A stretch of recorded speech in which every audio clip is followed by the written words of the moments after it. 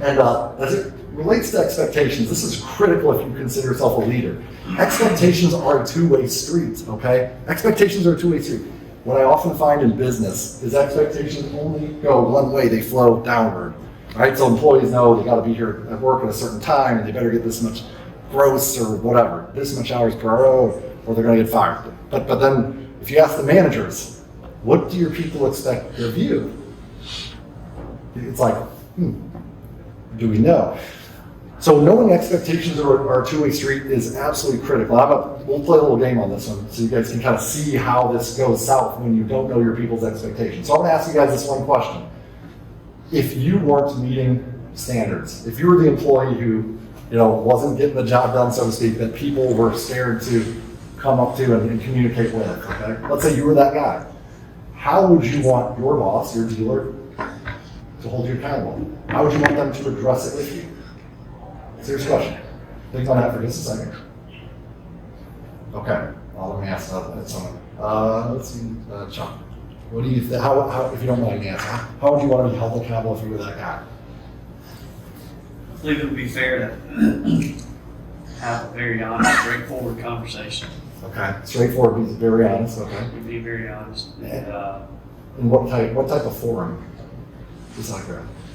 A one-on-one. For one-on-one, okay. Positive conversation, you would hope. Okay, make it positive, individualized, one-on-one, and very direct. Okay. Out of curiosity, anyone in here have totally different answer for this question? Anyone in here like, just tell me, even if it's in a meeting, just tell me that I'm screwing up and I'll change. Anyone in here for that? Okay, got a couple head nods back there. So the last group was much more split. Who nodded their head? Who said, yeah, just tell me straight up, I don't care if it's in front of people.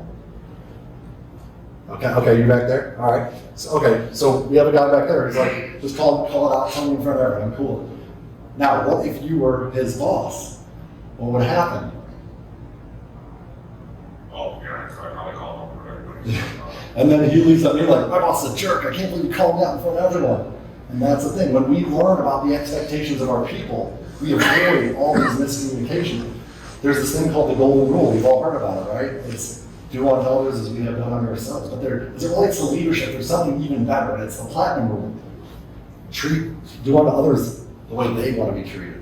So as a leader, if we learn our people's, the individual or our team's expectation, and yes, it's not easy to learn everyone's expectations when you have 20 direct reports.